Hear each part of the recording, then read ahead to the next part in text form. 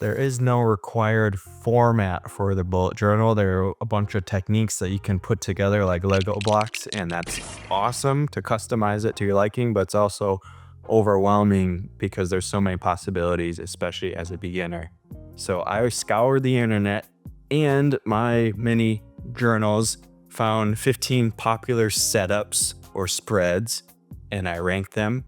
This is going to be great if you want to get into journaling, try it out, or if you want to try something new, because I will show you the ones that are worth your time and that probably aren't. This is not for you if you want to get artsy here, okay?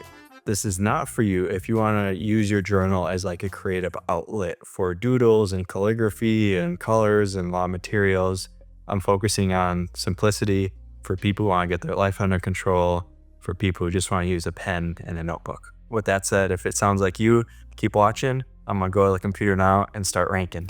All right, we gotta start with the daily. The daily log is the cornerstone of bullet journaling. You have signifiers that mean these different things, and you go top down, and there's usually an abbreviated day in shorthand form. This is a simple, low barrier to entry. You can just start immediately. You don't even need a notebook for this. It's best for people who just want to get started. It's not a great use of space. That's the main con I'll give with this one. You'll see a lot of white space towards the right of each day. However, it's simple. It works. This is A tier. Next, this is another daily evolution of the first one. However, it solves the problem of spacing by splitting it vertically. Because everything is shorthand, like you don't have to write full lines. You rarely have to do that, so you can pack a lot more in, which makes it easier when you're writing. It also makes reflection a lot easier to do this because then you're not flipping so much and having to keep so much in your head. So pros are simple, low barrier still, space efficient. The cons are you do gotta make the line. It's not hard, but it is something. So this is best for newcomers who aren't sure where to start. Usually people are like really stoked to get started and they set up everything. I would say just start here and then start experimenting with other things as you go. But as its own spread or collection, the vertical daily, this is S. This is absolutely S. I love that. Last evolution on the dailies would be the scratch method. This is when you get a piece of paper or like a notebook and you make a daily log out of that. You can split it in different ways if you want, categorize it, and then you log some stuff here, and then if you want to keep it, you know it's important, then you put it right into the journal. This is great for people who write a lot, like they just have too much. They need to get it out of their head, but when they write it down, they know it's like overwhelming to look back on and not easy to reflect. So this is like a little barrier between what gets into the bullet journal that can be great for them. The cons are it is more setup, and you do need to transfer it or just let some notes go. So again, great for people who want to write a lot of stuff, but for most people, it might be overkill. So that is why it gets a B. B tier. All right, those first three were about just daily life. These next three are about planning events, time focused. This is the OG future log. 6 months, 2 pages, 2 lines. Simple again, very easy to set up. Bird's eye view, great for beginning of the year, mid-year. The friction is built in here too. So you're gonna put things here whenever you're setting this up, probably twice a year. And then once, say, October happens, you're gonna create October's setup and move some things from here over there, and some things are gonna be left behind. And that's by design. That's a really great feature because it just saves you a lot of time. You don't have to do everything in your head that you thought you did one time in the year. That's great. The flip side of that is this is going to be irrelevant at some time. You at max get 6 months out of this, but say it were April and you set this up and now May's right around the corner and now you gotta set up May and move all this stuff. So that's not ideal. Also, in terms of layout, it's a little wide. It comes into that same problem with the dailies where you're not going to fill up a full line here. So what are you going to do? You're going to either split it down the middle or you're going to just try to align your words, but they won't be perfect. And you know what? That's probably fine, but it does bother me. So it's a con. This is best for people who like bulk planning at beginning or mid-year, putting a lot of stuff down here and seeing what's this look like. And they're okay with that loss of relevance at some point in time. So overall, this gets a C. Not bad, but not as flexible or useful in all scenarios. Next, the OG monthly. So this is what it would look like after you move things from the future log here, a month view, and then usually tasks over here or events for the month. And then in the following pages, you would take these and decide when to do them. So the pro of this is max flexibility. Like you get, this is your setup. Look how much white space you have. You have a lot of room to customize and work with. A con would be the setup is tricky if you're doing it by hand like this, because there are 4 variations of months: 28, 29, 30, 31. Also, when you're doing the week labels, not every month starts on a Monday or a Sunday. So you got to think, you got to look at your digital calendar, get it lined up. And if you mess up, you do 3 S's instead of 2 or 1 instead of 2 for the weekends. Now you got to look at that for the whole month. So the recovering perfectionists might get frustrated by this and spend a lot of time trying to make it perfect. That's something they're going to have to deal with. Another con is because there's so much space and room to customize, it gets easy to do too much here, especially one of your first times around. You'll look at this and you'll add a bunch of artsy stuff and flair and columns and highlights, and it's too much. You can't keep up with that. So this is good for anyone with event obligations who isn't solely using a digital calendar. So that's, I mean, most people, the overwhelming majority of people fit into that. So for in that case, the simplicity, the flexibility, the applicability, we get an A for that. This is the evolution of the monthly. Same idea. However, we have a couple more layers, a couple more tools on top of this. On the left, you see a habit tracker. So you get a check when there's like, say, 10,000 steps. That's the habit. It could be in a habit. And then you put it right next to the day when you do it. On the right, we have like a reflection, built-in reflection. So say you had your tasks on the bottom, you plan those, and then you reserve this space for like thinking, how did that go that month? What did I learn? Things like that.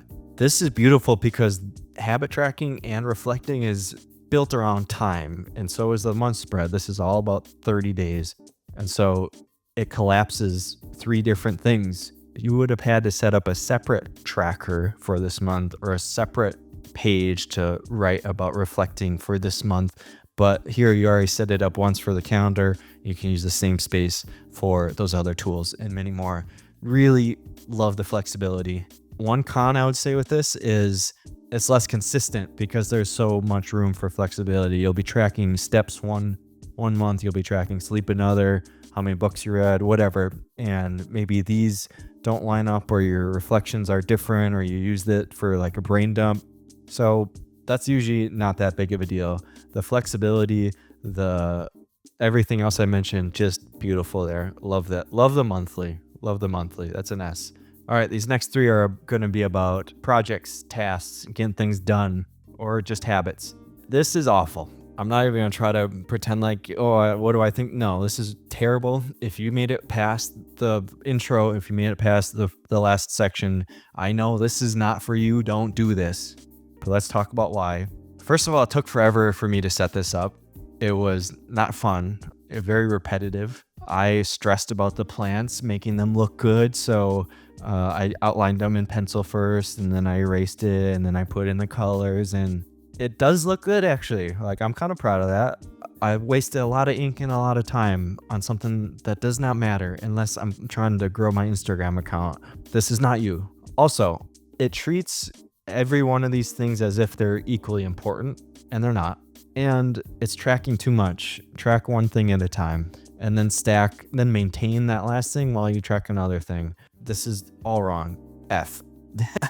F. I had to add one that I didn't like, and I'm glad we got past this. F. I didn't even put an F on the board. All right. This next one is a monthly brain dump into a weekly planner. I like this a lot more than the last one. The pros are it makes prioritizing more accessible because you start with just putting everything in your head on paper, and then you look at it and are like, okay, what do I have to do now? So you can start with the sequencing. What has to get done beginning of the month? What's the end of the month? Where would I ideally like to do things? That's good. It doesn't account for importance between the tasks. It treats everything on this list like it's equally as important or urgent, and again, it's not. I think a better way is to get clear on your values and priorities at a higher level. So not just like what's in my head. Okay, let me put it all down. And given that, what do I do? No, it's like, what do I care about? What do I value? What needs to get done? And then you start with, what should I do? But getting clear on priorities and values does take time. So this is good for people who just need to get their life together. It's not about like prioritizing or getting super clear or like value lines. It's about like not being lazy and just getting stuff done. This is great. This is great. So I'm going to give this a D. I ranked it. I just said like it's not that bad, but I feel like now that I think about it, the fact that the priorities aren't built in and it just treats tasks as things you line up and knock down, and then if you knock down enough, then you're winning. I think that's fundamentally wrong. So I'm gonna stick with that. It's a D. It's better than being lazy and not doing anything, but very flawed. Okay. Similar idea to the last one, but now we're doing it on like a calendar. So instead of brainstorm to weekly list, it's brainstorm to here's what I'm doing roughly each month. In this example, we have a content calendar with content ideas over here, and then we're moving it into the month. I like this if you have like this idea or this project or this thing that is important, but you don't know how it's going to be real. You just need to see it. You're like, okay, if I do one vlog a month or break it down like this, then I will have 20 videos this year or whatever. The problem is, same thing with the future log, it will become obsolete because you're planning so far out ahead that it's going to change, and it penalizes you for changing because when you scratch it out in month 2, you're going to see that until month 12, and then you're just not going to want to scratch things out. And so you're going to keep things on there just for the sake of not scratching it out, which is silly. So all things considered, D. Also a D. All right, I saved my favorite category for last. These are the 3 that help with reflection. I think the whole point of all the tasks and the notes and the reflections and the setups and the vertical lines and the spacey, that's cool and all, but what sets the bullet journal apart from apps, from just regular notes, from pictures, is that it helps you piece together how your life is working for you objectively. You can't get that in other ways. It's either in your head and then you lose it, or it's in the app and then you use a different app, or you can't export it, or you can't connect it all. This is like everything in one spot. This is your life, and now you can look back at it and decide, what do I want to do differently? What's working for me? A couple of these spreads help out with that. This first one is less about like my specific actions and more about the passage of time and getting aware of that reality. So this is a countdown. You set up, you could do it a whole year, 1 page here. And the act of writing out each day is important. You'll feel something, and you really feel something when you highlight it as you go.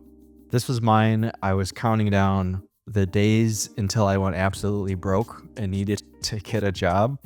So I had 9 months left in this scenario. And as you can see, I did it wrong.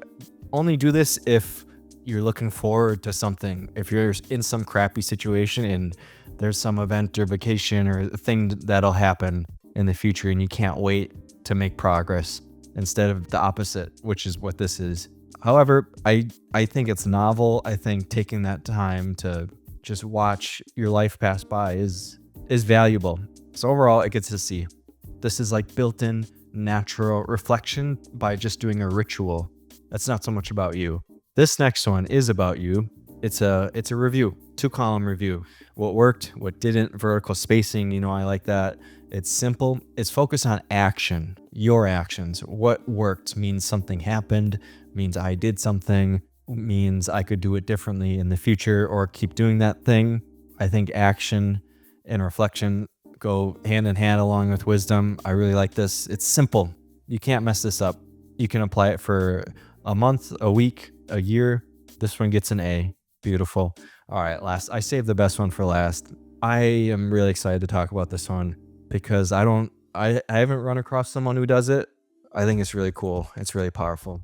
So let me show you because I couldn't find pictures of it. Say you get one journal. This is your life. This is your life book. So all your normal journals, keep them on color if you can, if you find a notebook you like. And then you get one journal that is kind of like the meta journal. Each page is a year of your life. So this is an empty one for this year. And then you get one page to fill however you want. You could do events, you could do themes, you could do what I learned, you could do highs and lows, lessons, what I want to do next year. The act of trying to put everything in one page is useful. Trying to look forward to the future year is useful. Flipping through, like, this is how many years I went past, and just seeing that I only have maybe, so this would be if I were 82. This is how many years I got left. This is powerful. This is really powerful. It's also something to aspire to. Like, I want to look back at my year 2027 and be like super proud and excited of what I did. So then I can think, what would I have to do this year to do that? One pro of this is you don't have to do it all at once. Like the yearly planning normally, you got to do that in December or January. Here, this could be, you could write the summary for 2024 in 2025 or 2027 or 8.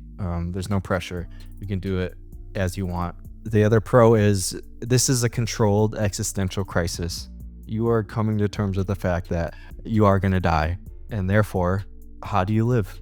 How do you want to live? How do you want your story to read to yourself in the future and for your family and loved ones? It's awesome when life is great. It's really exciting and fun to write your year in here. It sucks when life isn't going well because you're just like, this year sucked. Everything's going wrong, blah, blah, blah. So if that happens, maybe just wait a year until it's fun again, and then you can fill it in because you already have your other journals. It is documented how shitty it was. Man, I love that one. Please, if you pick that up, let me know how it goes because I've never seen anyone who does that or heard from anyone. But I have a lot more. I have a lot of other ideas and spreads that I haven't talked about. So if you like this one and you want me to make that next one, give me one of your thumbs. But for now, I also made a 10-minute video that shows you how to set up your bullet journal in a minimal way using some of the S tier spreads we talked about here. So click that video. I'll see you over there. Till next time.